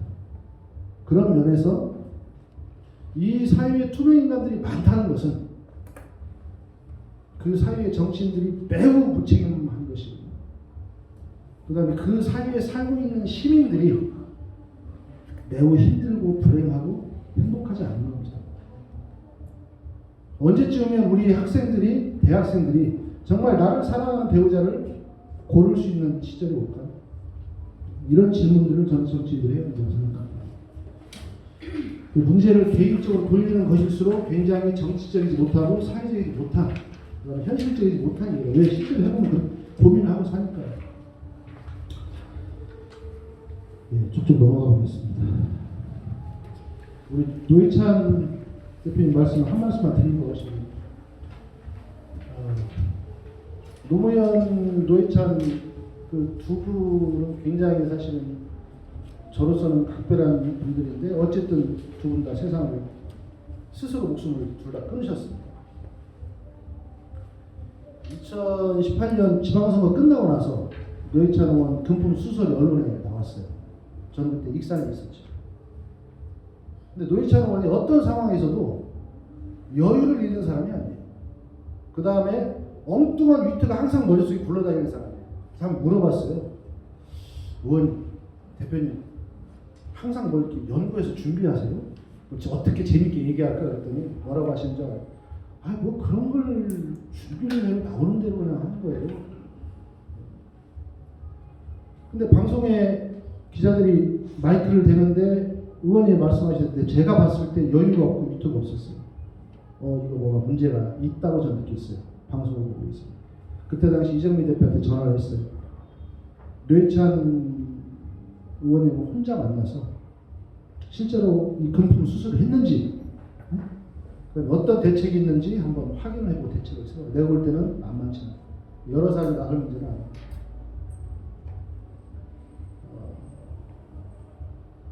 그 상황에서 노회찬 의원이 누구하고만 상의했냐면 그 사모님하고만 상의를 하셨대요. 그 사모님이 뭐라고 했냐면 그 돈을 받았으니까 국회의원 정론관에 가서 의원직을 던진다고 석고 대제를 하라고 사모님이 얘기를 하셨대요. 그때 노회찬 의원이 뭐라고 하셨냐면 그렇게 하면 당에 대한 공격은 없을 거예요. 이렇게 반문을 하셨대요. 그러면서 툭 흘러가는 말로 한밤에 해결하는 방법도 있지. 근데 사모님은 그냥 무심코 들으셨대요. 유서를 보셨죠? 그때 굉장히 전락돼서 보셨습니다. 유서에 보면 몇 줄 안 돼요. 짧은데 자기에 대한 얘기가 없고 우리와 사회에 대한 얘기만 쭉 쓰고 특히 당에 대한 얘기를 굉장히 많이 쓰세요. 아까 이제 봤듯이 어쨌든 노회찬 의원은 평생 진보정당을 통해서 이 사회의 투명인간들을 대변하겠다. 이걸 가지고 사실 굉장히 오랫동안 2000년 초반부터 사실 한 20년 가까이 거기에 사무총장도 하시고 현직 의원으로 하시고 또 싸우다가 우회전 몇 번 날리잖아요. 그래서 고층 아파트에서 뛰셨는데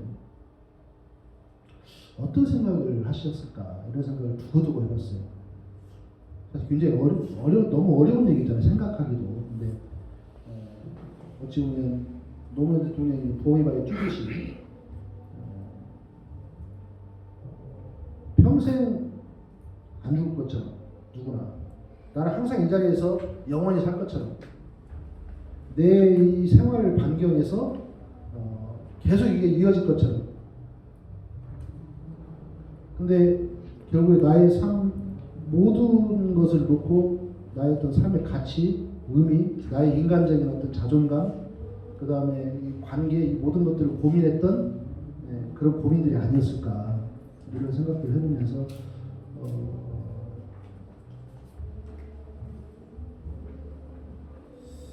저런 정치들이 조금만 더 계시면 참 좋겠다 이런 생각을 해봤습니다. 이 영상들을 좀 같이 보고 싶었고요. 조금 진행을 빨리 하겠습니다. 우리 저 장정마 얘기는 제가 처음에 좀 말씀을 드렸는데 문제 우선순위는 사실 정치가 행정입니다. 그래서 부실한 법제도, 그 다음에 느슨하고 무책임한 어떤 관리, 이게 정말 계속 드러나는데 문제는 뭐냐면 지금도 못한 거예요. 지금 시장님 사과하시고 나서 그럼 사과하기 전하고 달라졌을까? 저는 이 질문을 지금도 하고 있어요. 도지사가 사과하고 나서 달라졌을까? 총리는 11월 24일 날 장전마 오후 2시에 오신다는데 뭔 생각을 가지고 오실까? 만나봐야 알겠지만 그 다음에 조사는 매우 부실했어요. 역학조사에서 인과관계가 있다의 결론이 나왔지만 연초방만 문제가 되는 게 아니고 굉장히 문제되는 어떤 이런 환경적 위험수도 굉장히 많았다고 저는 생각을 합니다. 근데 1년 동안 조사를 했는데 굉장히 부실했고 그 공장을 처음부터 조사했다고 얘기했는데 2018년 1월부터 12월까지 조사하는데 공장 조사 들어간 게 겨울 초예요. 그때 11월 초인가요? 공장에 들어간 게? 3개월 동안 못 들어갔죠. 그러니까 최종적으로 용역기관에 들어간 게 11월 초인가 10월 말에 들어갔죠. 1년 동안 조사를 하는데 환경 오염을 조사를 하면 환경 오염이 유발한 공장을 조사하고 그 다음에 주민들 건강을 조사하고 이 연관을 밝혀야 되잖아요. 근데 공장 내부에 들어간 게 거의 조사 기간이 끝나가는 시점에 공장 내부에 들어갔어요. 그 다 얘기하면 정말 끝도 없습니다.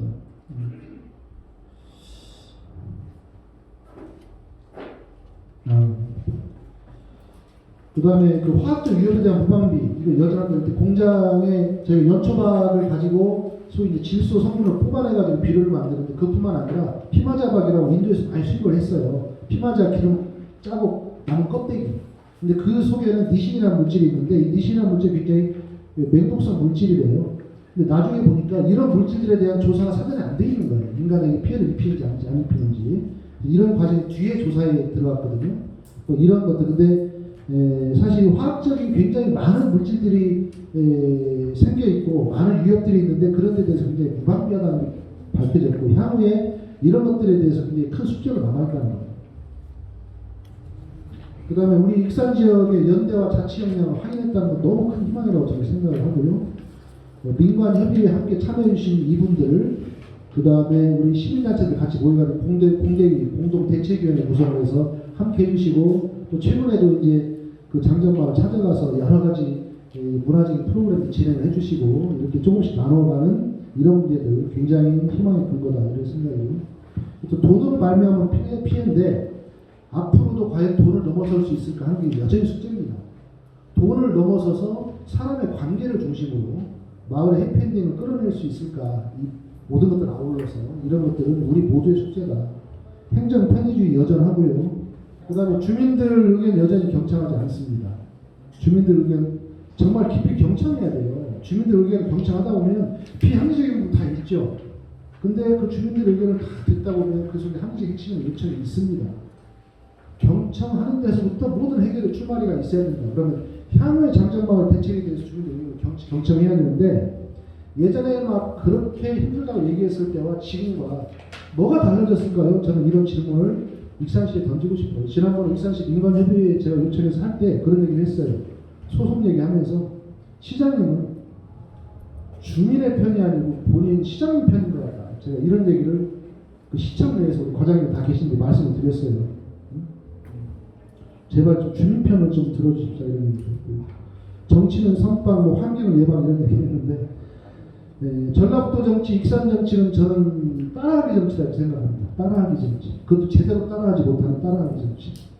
남들이 조금 어디서 뭐 좀 됐다 하면 따라하는데 제대로 깊이 연구가 안 되니까 균이 팽자되는 그런 게 굉장히 많고요. 제가 전라북도 도의사 토론 나갔을 때도 제발 전라북도 익산이 힘들다고만 하지 말고 앞서갈 수 있는 길을 준비를 하자. 앞서갈 수 있는 길은 있다. 앞서갈 수 있는 길을 준비를 해야지 따라가서는 우리는 항상 후발주자고 따라가봤자 따라갈 수도 없고. 근데 그러면 저는 정치는 선방 이런 얘기를 했습니다. 세계적으로 굉장히 좋은 사례를 먼저 공부해서 시행착오 거치지 않고 우리 익산의 현실에서 오히려 앞으로를 내다볼 수 있는 이런 기회가 불가능한가? 저는 가능하다고 봅니다. 저는 그게 정치인이 해야 되는 일이라고 생각을 해요. 그거 연구해서 앞으로 익산이 살 길이 뭐냐, 익산 시민들이 행복할 길이 뭐냐를 계획과 정책으로 내야죠. 중장기 계획을 하고 그걸 하나하나의 정책으로 하나하나 내가는 게 정치인의 역할이죠. 그죠? 4년 뒤 선거만 고민하면 그게 정치인입니까? 그죠? 환경 오염도시에서 환경 선도도시 익산의 가능성 이런 말씀을 드렸습니다. 익산 그러면 거기 한번 가보고 싶어. 저는 이런 익산 한번 같이 만들어보자 이런 말씀을 우리 장정마을이 처음으로 이겼거든요. 이런 것을. 우리 익산 역량이 있는 거잖아요. 그러면 이런 걸 한번 꿈을 꿔보자. 환경오염 현장 향후 대책이나 소송 대책이 앞으로 숙제고요. 24일날 주식 국무총리 장정마을 방문하는데 30분 있다 가신대요. 그래서 30분 동안 뭔 얘기를 제대로 할 건지 제대로 최철 위원장님 잘 준비하세요. 우리 이사님하고 두 분 오셨는데 박수 한번 주세요. 예, 이 사진은 제가 꼭 이 자료에 넣고 싶어요. 익산 환경문제 범시민 공동대책위원회. 우리 익산의 환경 문제를 가지고 익산의 사회단체라는 사회단체는 모두 모인 겁니다. 함께 해결하겠다. 저는 이게 시작이라고 봅니다. 이렇게 같이 머리 맞대면 다 해결할 수 있다 이런 겁니다. 그리고 오늘 이 귀한 자리에서 이렇게 서로 사실은 시간을 내서 얘기를 주고받는 것 저는 이게 굉장히 중요한 에너지고 희망의 근거다 이렇게 생각합니다. 이 사진 꼭 넣고 싶었습니다. 그냥 여기에 얼굴을 다 보시면 아실 거예요. 우리 동네 분들이죠. 더 많은 분들이 함께 섰으면 좋겠습니다. 혹시 이 사진 어딘지 아시겠어요? 네. 자, 장정마을 문제 여기까지 하고요. 장정마을에 대해서 마지막으로 말씀드리고 싶은 것은 장정마을은 끝나지 않았다는 겁니다. 이제 시작이라는 겁니다. 이제 간신히 밝혔고 향후 대책을 요구하는 겁니다. 그래서 그동안 장정마을이 18년 동안 고통을 받아왔다면 이제는 우리 시민사회, 익산시의 시민사회가 함께 또 정치인들까지 나서라고 좀 얘기를 좀 해서 피해 배상부터 환경 복구 그리고 앞으로 어떤 주민들의 어떤 건강 모니터링과 보장 그다음에 향후에 어떤 주민들의 어떤 행복 지수를 높여가는 이런 문제 그리고 대한민국의 지방자치단체와 정부가 이 장정마을 사례를 보고 이 재발되지 않도록 노력하려고 하는 문제까지 포함해 지금부터 시작이다. 관심을 가져가고 익산이 함께 이 문제를 제대로 풀어가면 다른 어려운 문제도 함께 풀 큰 가능성을 보게 될 거다. 이게 우리 익산시에 남는 우리 익산 시민들이 남는 우리 장정마을 주민들이 주는 저는 축복이라고 봅니다. 너무 많은 희생을 치렀지만 그런 면에서 장정마을 지금부터 시작이라는 말씀을 드리고요. 제가 15분만 좀 더 해도 괜찮을까요? 죄송합니다. 많이 걸리네요. 왜 이럴까요? 보시면서 어때요? 이게 오래 찍은 사진이에요. 색깔 어때요? 이게 방조제 바깥의 바다. 이게 방조제 안쪽에 상암동. 현재 호예요. 이 색깔 어떻게 보이세요? 독차가 네. 그 원래 목표는 새만금 얘기를 조금 이제 관심을 가지셔야 돼요. 왜냐하면 새만금이 우리 익산에 너무 중요하기 때문에 제가 새만금 얘기 드리는 거예요. 빨리 말씀드릴게요. 20년 동안 4조 원을 드렸어요. 여기 맞고 나서 이 물을 3급 담수로 만들겠다. 3급 담수. 담수 무슨 말씀인지 짠물 말고 3급의 민물로 만들겠다. 그래서 그 물로 농사짓겠다. 원래 이 계획이었어요. 20년 전에. 그래서 4조를 쏟아부었어요. 그리고 그 20년 되는 해가 올해예요. 그래서 올해 평가를 해야 돼요. 4조를 쏟아부었는데 3급 담수호가 목표가 달성이 됐냐 안 됐냐, 안 돼서 왜 안 됐고 돼서 왜 됐냐, 이걸 평가를 해야 돼요. 어떻게 보이세요? 올해 평가를 해야 됩니다. 보니까 5급수 6급수예요. 새만금 내어가 5급수 6급수. 여기는 지금 뭐 신시도 그 가력도 그 방조제 그 바로 그 전인데 녹조에 막 여러 가지 해가지고 물이 이 4조를 쏟아 부었는데 물이 오히려 3급수가 된 게 아니고 5급수 6급수 쓰는 거예요. 5급수 6급수는 농업용수, 생활용수, 공업용수 못 쓰는 물들이에요. 진짜. 근데 전라북도는 지금 뭐라고 하냐면 5년만 더 해보자 그래요. 전라북도.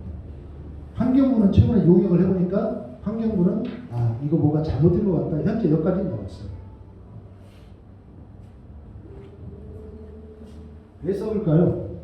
5급수, 6급수, 24조나 쏟아부었는데 왜 안 될까요? 정체가 돼. 네? 우리 정체가 돼 있으니까. 우리 정체가 돼 있으니까 그래. 상식이죠. 고임을 썩는다. 제가 2000년 새만금 사업 처음 시작할 때 새만금 집값 중단을 위한 전국 사람들 공동 집행위원장이 있어요. 3년을 전국을 쫓아다녔어요. 이 새만금 사업 막으려고. 20년 전 얘기예요. 그때 문정현 신부님 모시고 3년을 쫓아다녔어요. 이 새만금 사업하면 안 된다. 하면 할수록 손해다. 4대 갯벌 사실 다 망가졌는데요.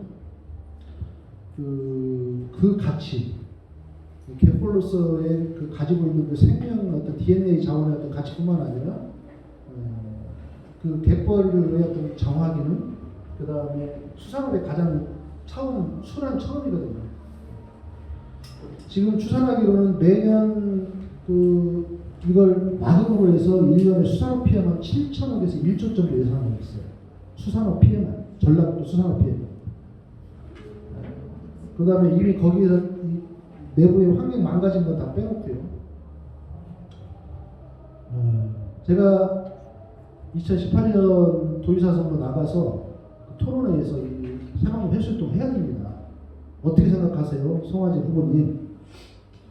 많이 말씀하시더라고요. 토론회 끝났어요. 제가 그래서 다시 가서 지사님 새만금 해수욕동 해야 됩니다. 토론회 끝나고 나서. 그때 송한 지사님 이거 방송 나가지고 이래서 재밌는 게 못한다니까요. 송한 지사님 그때 후보님이죠. 2018년 지방선거 때 토론이 끝나고 지사님 새만금 해수욕동 해야 됩니다. 지금 하지 않으면 가면 갈수록 비용이 더 들어요. 돈은 돈대로 들고요. 그 다음에 지금 진행하는 사업들 나중에 다 되물려야 될지 몰라요. 해야 됩니다. 그때 송한 지사가 뭐라고 하냐면 그렇게 하기에는 갈등이 너무 큽니다. 그래서 나중에 생기는 갈등 비용은 어떻게 하시려고요? 오히려 지금 빨리 문제가 있을 때 빨리 대책을 세우는 게 갈등이 적습니다. 제가 그런 말씀들을 드렸어요. 근데 환경부는 최근에 이거 문제가 있다 이제 이렇게 좀 용역이 나오니까 지금 고민을 많이 정부가 하고 있는 것 같은데 전라북도 여전히 5년 더 사업해보고 보자 이런 얘기고 역대 대선 때마다 소위 뭐 새누리당 한나라당 계열 민주당 계열 할 것 없이 노무현 대통령조차도 문재인 대통령조차도 새만금에 대해서는 정말 너무 모르시는 상태에서 전라북도가 얘기하는 대로 다 말씀하셨어요.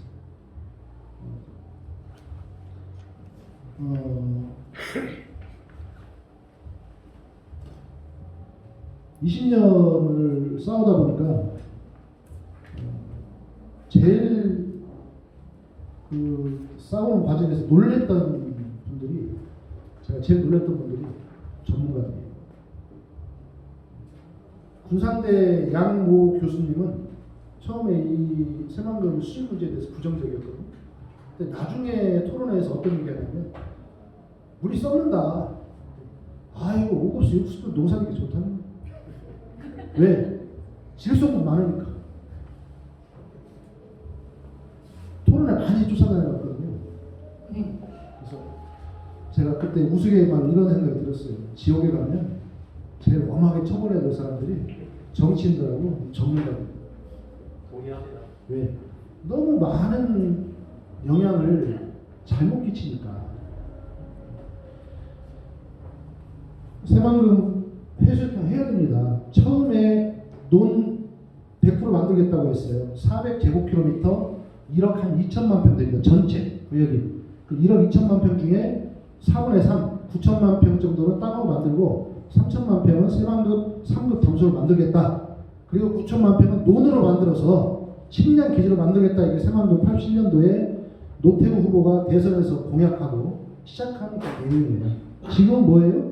7대 3이에요. 30% 돈, 30%는 농업용지, 70%는 뭐 복합, 뭐 산업단지, 뭐 생명 이렇게 7대 3으로 바뀌었거든요.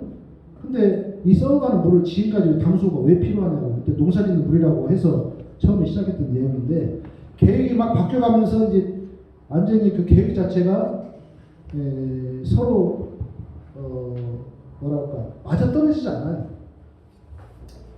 그래서 이 얘기하면 너무 이제 길어지는데, 어쨌든 새만금은 왜 중요하냐면, 재작년에 대통령이 내려오셔서 새만금 재생에너지 비전 선포식을 10월 28일에 했어요. 3기가입니다. 태양광 3기가. 태양광 100km 까는데 한 400평 정도가 들어요. 100km 까는데. 1000km, 1메가 까는데 4000평. 그죠? 1기가는 1000메가니까 1기가 까는데 몇 평? 400만 평 정도. 그러면 3기가를 따지면 몇 평이에요? 1200만 평. 상상해 가세요?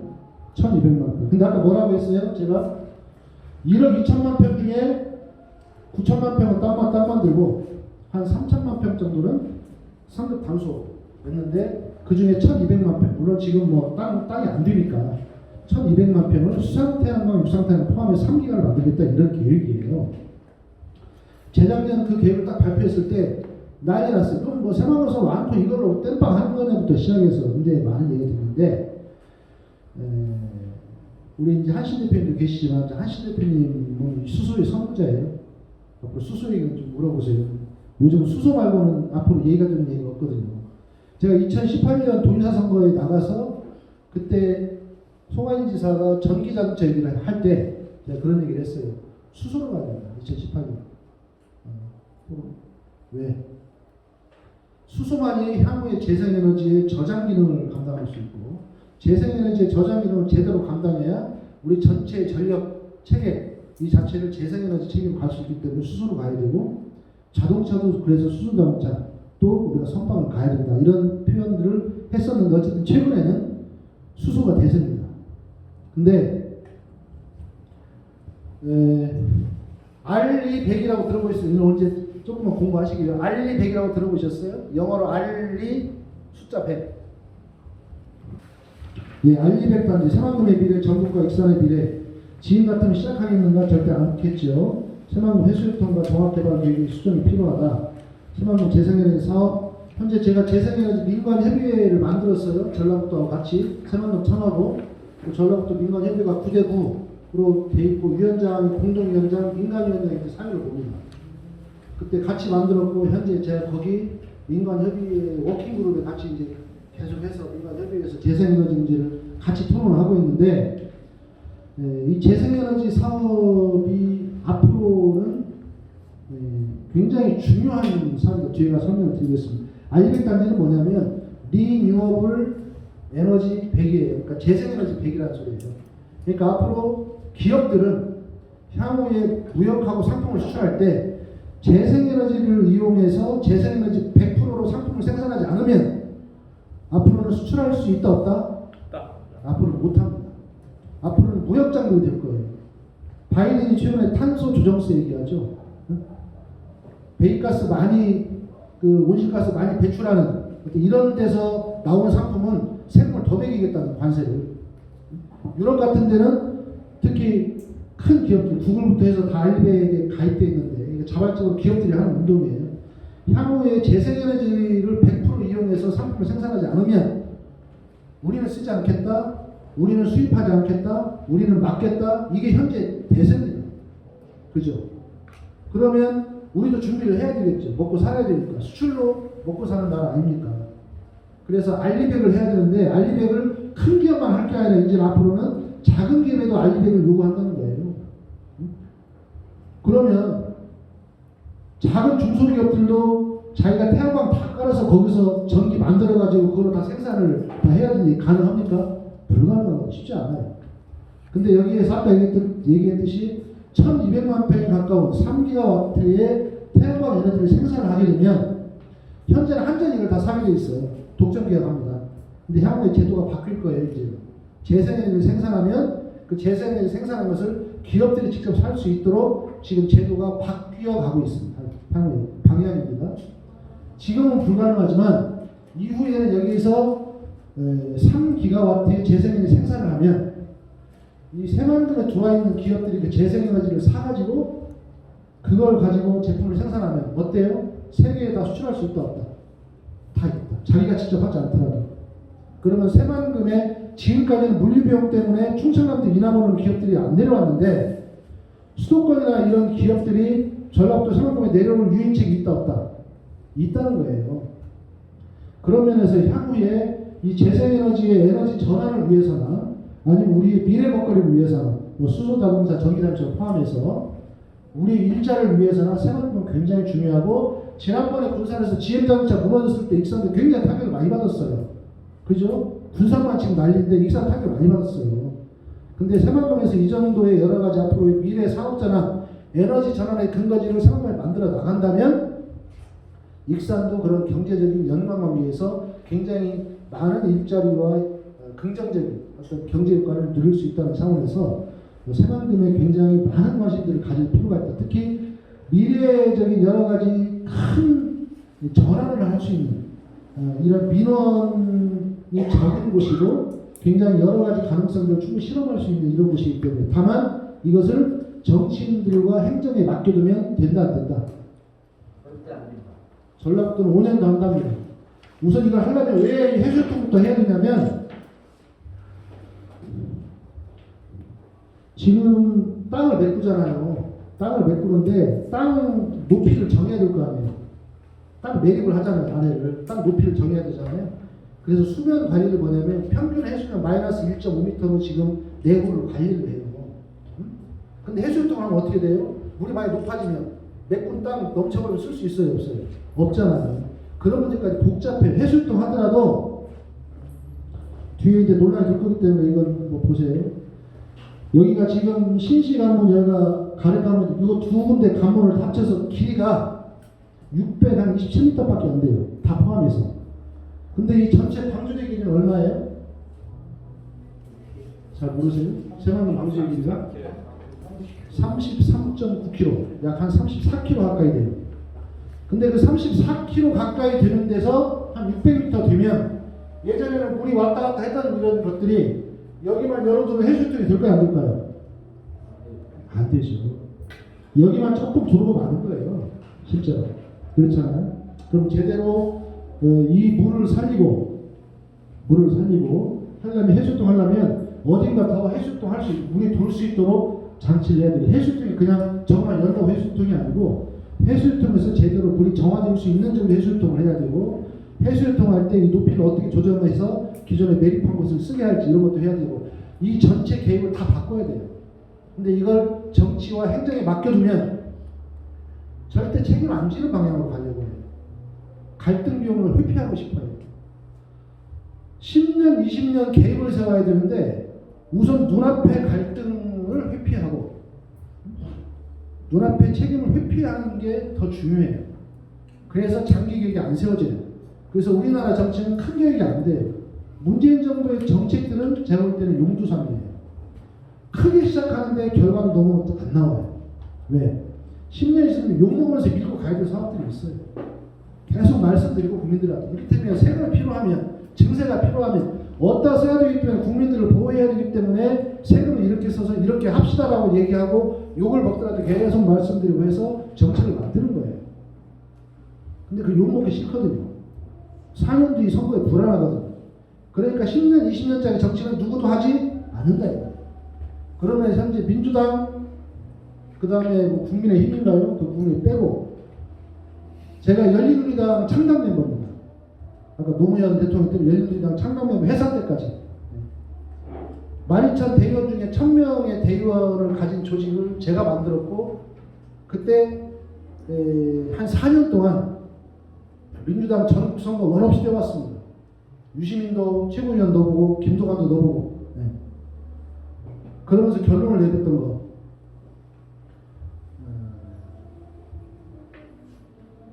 우리나라가 잘 되려면 민주당이 당으로서 스스로 혁신해야 된다. 이런 결론을 가졌습니다. 2015년도 그러니까 2016년 총선 전에 2015년 초에 그때 문재인 대표 시절입니다.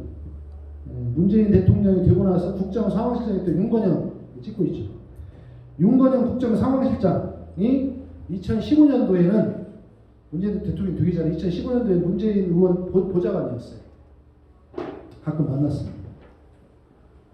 그때 저는 정의당 사무총장, 문재인 의원 보좌관 가끔 만나서 얘기를 하죠. 2015년 초에. 근데 제가 충식으로 드렸던 얘기가 이런 얘기예요. 대선만 준비하지 말고 민주당을 혁신하셔야 된다. 대선만 준비해서 설령 문재인 대통령이 되더라도 민주당이 당으로서 뒷받침을 못 해주면 노무현 정부하고 똑같은 어려움을 겪을 거다. 민주당의 혁신 방안은 2004년도 열린우리당 때부터 혁신 방안이 이미 나와 있다. 그 중에 절반이나 3분의 1이라도 실천을 해라. 그래야 좋아질 거 아니냐. 그래야 예전 참여정부의 못한 일을 문재인 정부가 혹시 대통령이 할 수 있는 거 아니냐. 그런 얘기를 제가 윤건영 당시 보좌관에게 진심으로 말씀드렸습니다. 또 하나 얘기했던 게 선거제도 문제입니다. 선거제도를 개편해야 정치가 바뀝니다. 이런 얘기 했는데 어쨌든 정부는 굉장히 큰 조직이거든요. 정부는 굉장히 큰 조직이고 공기업만해도 어마어마합니다. 그렇잖아요. 근데 그걸 대통령 혼자 감당합니까? 못합니다. 사람의 부대가 필요해요. 사람의 부대. 그게 당이 돼야 돼요. 그래서 문재인 정부가 아니라 민주당 정부가 돼야 돼요. 그죠? 지금 현재 기준 놓고 얘기한다면 당의 정부가 돼야 제대로 그 정치가 되는 정치다 이런 말이에요. 근데 그런 차원에서 이후에 사실 정당이 너무 약하고 정치가 4년짜리 이상의 비전을 못 가지다 보니까 힘든 건 시민들이 국민들이에요. 이 문제를 바로 고쳐 나가야 될 어떤 이런 것들 역시 시민들일 수밖에 없어요. 이걸 가장 가로막는 건 뭐냐면 정치 냉소주의입니다. 정치하는 놈들 다 썩었어. 그러고 나서 어쩌자고. 다 썩었는데 그러면 그 썩은 사람들한테 왜 그러면 그 많은 예산과 그 입법권을 맡깁니까? 그죠? 누가 와서 정치하겠다고 하는데 그래 너 나하고 오랫동안 술 먹었잖아. 술 많이 먹은 사람 정치 잘하나요? 나하고 술 먹은 사람 정치 잘하나? 나하고 친하면 정치 잘하나? 장점만 문제가 다시 재발되지 않으려면 이 새만금이 익산을 포함해서 미래의 희망이 되려면 정치부터 바뀌어야 된다 이런 말씀을 드리고요. 그게 제가 자료를 좀 많이 만들어 왔어요. 아까 사회적 딜레마 3분만 할게요. 사회적 딜레마라고 얘기했는데 지금의 가장 큰 사회적 딜레마는 뭐다? 원래 사회적 딜레마는 작은 사회적 딜레마도 큰 사회적 딜레마까지 있어요. 하다못해 여기 모인 분들 한 20명이 중국집에 갔어요. 우리 M1로 하자. M1로 하자. 뭐 시킬지는 각자 하자. 자, 시키는 건 짬뽕부터 뭐까지 다 있다. 그러면 사람들이 고민하죠. 비싼 거 먹을까, 싼 거 먹을까. 이것도 사회적 딜레마입니다. 근데 확장하면 사회적 딜레마가 한 나라에서 한 지역사회에 있는 거 하면 전 세계적인 사회 딜레마가 있어요. 사회 딜레마가 너무 많은데 지금은 이 세계적으로 이 커진 사회 딜레마가 나와 관계없이 그냥 아이고 저 사람 어렵겠네 이런 문제가 아니고 전 세계의 모든 사람들이 누구도 자유로울 수 없는 사회적 딜레마가 생긴 거예요. 그게 뭐죠? 기후위기. 기후위기. 올해 장마가 며칠 갔어요? 57일? 52일? 2달 가까이 장마가 갔어요. 제가 그 뒤에 기후위기 앞에 얘기 쭉 했는데 결국 이 모든 문제를 풀어가는 건 우리들의 문제를 함께 풀어나가려고 할 때 풀 수 있다는 말씀을 드리는 거예요. 그 앞에 정치인이 서 있어야 돼요. 정치인이 못하면 우리 하나하나가 정신 좀 바짝 차리고 우리 문제를 우리가 함께 풀 수 있도록 공부하고 생각해야 우리의 문제가 풀린다. 이 말씀을 제가 드리려고 계속 이 얘기를 드리는 거고 장전마을과 새만금 말씀을 드렸고 그 뒤에 기후위기인데 간단히 말씀드리면 산업혁명을 일어났던 1890년 이후에 지금까지 평균 기온이 세계적으로 1도가 올라갔대요. 1도. 근데 세계적인 평균이 1도니까 아무것도 아니야 이럴 수 있잖아. 근데 이 전 세계의 땅과 바다와 공기의 모든 온도가 1도 올라가려면 어느 정도 에너지가 필요할까요? 어마어마한 에너지가 필요하겠죠. 어마어마한 에너지가 필요하면 1도가 올라가려면 그 어마어마한 에너지가 우리 지구에 갇혀 있는 거예요. 태양빛이 왔다가 못 빠져나가니까 온실가스 때문에. 근데 현재까지 1도 올라갔는데 여기서 1도만 더 올라가면 그때부터는 통제 바깥이라는 거예요. 이게 모든 세계 과학자들의 공통된 얘기예요. 지금부터 세계 온도가 1도만 더 올라가면 북극이 다 녹고 거기 있던 이산화탄소가 다 빠져나와서 이제는 통제가 아니라 말 그대로 자연 그 자체의 변화 속에서 인간이 살 수 없는 지경에 이른다. 현재 우리에게 남은 건 1도라는 거예요. 세계적으로. 그러면 계속 온도가 올라가고 있어요.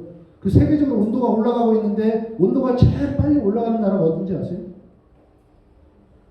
온도가 제일 빨리 올라가는 나라.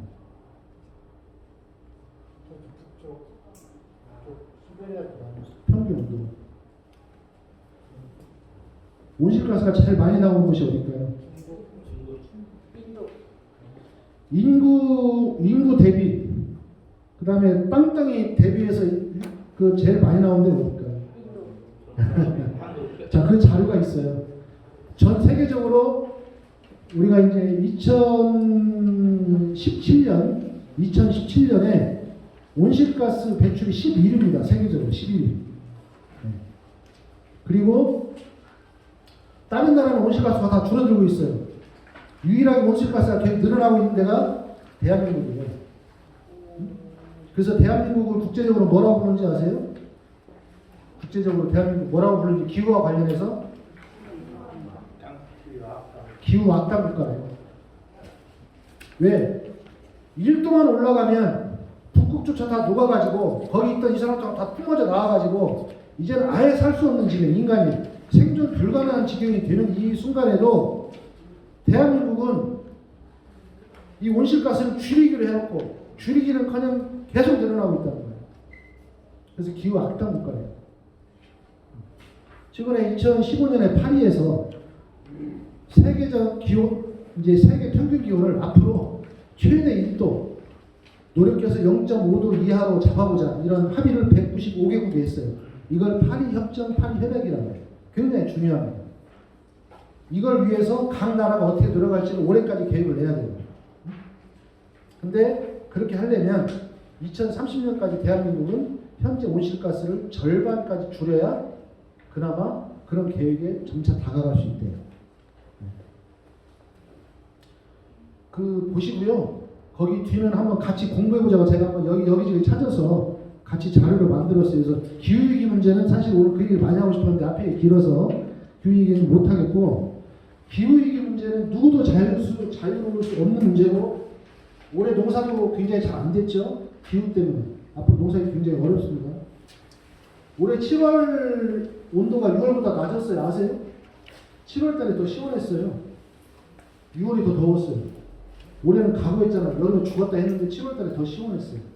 그러니까 이 어디는 폭염, 어디는 폭우, 어디는 기온이 아까 거기 나오는 어디 러시아 북동부 거기는 겨울에 마이너스 46도, 50도 세계 가장 추운 기온인데 여름에 30도 같대요. 그러니까 사실은 이게 이제 누구도 예측할 수 없는 이런 상황. 그다음 우리에게 오는 이번 여름에 왔던 그 큰 태풍 3개, 그죠? 그것도 사실 기후의 영향인데 어쨌든 바다가 계속 빛을 흡수하면서 사실 바다 온도가 높아지고 이러면서 전체 이제 날씨에 이제 혼돈이 좀 생기는 이런 상황인데 전 세계 과학자들이 보니까 어쨌든 지금으로서는 우리가 스스로 이 환경을 통제할 수 있는 범위는 앞으로 0.5도라는 거예요. 0.5도 이상 넘어가면 그때부터 우리 통제권 바뀌라는 거예요. 그래서 환경 문제, 특히 기후 문제는 지금까지 우리가 해왔던 환경 문제와는 성격을 아예 달리합니다. 사느냐 죽느냐 이런 문제라는 거예요. 근데 우리가 동네에서도 마음 하나를 모기 힘들고 하나의 지역사회도 힘든데 이게 세계 문제잖아요. 얼마나 힘들겠어요. 근데 지난 21대 국회, 그러니까 현재 국회죠. 21대 국회가 기후 결의안을 한 사람의 반대도 없이 기후 결의안을 9월 중순에 결의했어요. 그만큼 심각하다는 거예요. 국회에서 반대 한 명도 없이 결의안을 보셨어요? 최근 몇 년간? 근데 기후위기 특별 결의를 이번 21대 국회가 9월 중순에 했어요. 우리도 파리해가 지키고 열심히 하겠다. 대통령이 최근에 2050년 탄소 중립을 선언했어요. 탄소 중립은 배출하는 탄소하고 실제 흡수되는 탄소 이 양을 맞춰가지고 여하튼 0 이하로 만들겠다는 거예요. 이게 탄소 중립 선언인데 그러려면 배출가스를 줄여야 되겠죠.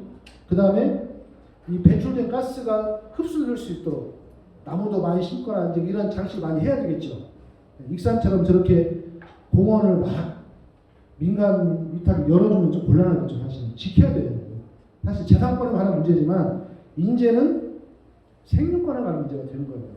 근데 눈앞의 일만 자꾸 놓고 보게 정치인들이 만들면 시민들은 안 따라갈 수가 없잖아요. 그런 상황인데 어쨌든 이 파리 협약을 195개국이 지키겠다고 약속을 했고 올해까지 구체적으로 온실가스를 어떻게 줄일 건지를 계획을 제출해야 되고 온실가스 줄이는 건 굉장히 고통스러워요. 왜? 현재 우리가 쓰고 있는 에너지를 싹 바꿔야 돼요. 석탄 다 없애야 돼요. 그 다음에 거기 자료에 보시면 아시겠지만 내연기관 자동차 싹 없애야 돼요. 그리고 전부 다 재생에너지로 다 바꿔야 돼요. 에너지가 완전히 다 바뀌는 거예요. 거기 굉장히 중요한 게 수송 앞으로 많이 해요. 근데 결국 이걸 할 수 있느냐 없느냐 하는 것은 정치 역할인데 정치 역할이라는 게 어느 세계 정치든 사실 한계가 다 눈에 보이기 때문에 결국 시민의 힘, 시민의 자각된 힘이 아니면 현재 이 위기에서 벗어날 수가 없다 하는 것들을 거기 구구절절히 다 자료를 뽑아놨습니다. 제일 뒤에 보면 한국 그린일들은 그린워싱 이런 데가 있어요. 여기 자료 한번 찾아보실래요? 그린워싱이 무슨 뜻일까요? 그린워싱. 모니워싱은 들어봤죠? 모니워싱. 돈 세탁. 모니워싱, 돈 세탁이에요. 그린워싱은 뭘까요? 녹색 세탁이죠. 쉽게 얘기해서 이명박 대통령의 녹색은 무슨 걸까요? 겉만 녹색이지 속은 녹색이 아니에요. 그래서 그린워싱이라는 단어가 있는데 최근에 저희가 탄소 중립 선언을 했음에도 불구하고 그거 쭉 보면 엉터리들이 되게 많아요. 해외 석탄에 지금 약 12조 원을 투자하고 있어요. 줄여야 되는데 석탄을 날려야 되는데 국내는 우리 파리에다 한다고 하면서 해외에는 한전을 중심으로 해서 12조를 해외에 석탄 투자를 하고 있어요. 그것도 손해보면서. 국제적인 망신감이라는 거죠. 그 다음에 국가기후 환경회의는 대통령 직속기관입니다. 근데 여기 보면 종합토론회를 해서 향후에 정책을 청와대에 제출한다는데 국민 종합토론회에서 석탄 퇴출 연도 예시가 나와 있는데 2040, 40은 50만 존재해요. 2030년에 석탄 퇴출은 아예 예시가 없어요. 대통령 직속기관인데. 다시 말해서 대통령은 2050년 탄소 중립 선언을 했지만 구체적인 준비는 아무것도 돼 있지 않다. 그 다음에 결심하고 있지 않다. 그 다음에 함께 고통을 나누고 이 세계 시민으로서 우리 미래의 생존을 할 이런 준비를 정치권에 전 준비하지 않고 있다는 게 현실이라는 것을 보여주는 사례들입니다. 그래서 이후에 정말 그 고생을 어마어마하게 할 수 있다는 것들을 호소를 드리고 싶은 거고요. 스웨덴의 그레타 툰베리라고 2003년생이고 우리 나이로 18살인데 유엔 연설하는 영상을 제가 따로 뽑아왔어요. 한번 보시면 요즘 그레타 툰베리는 청소년들이 더 잘 알아요. 그리고 이 청소년들 그레타 툰베리 하면 훨씬 더 깊이 있게 소리를 듣습니다. 그래서 적어도 우리 익산 시민들은 그 그레타 툰베리 존재 정도는 좀 알았으면 좋겠고, 마지막으로 말씀드리고 싶은 것은 정치를 바꾸고 우리 미래를 바꾸고 우리 생존권을 찾자, 이런 말씀입니다. 거기에 대한 얘기들은 지금까지 쭉 드렸으니까 또 기회 있으면 뒤에 말씀 나누도록 하겠습니다. 고맙습니다.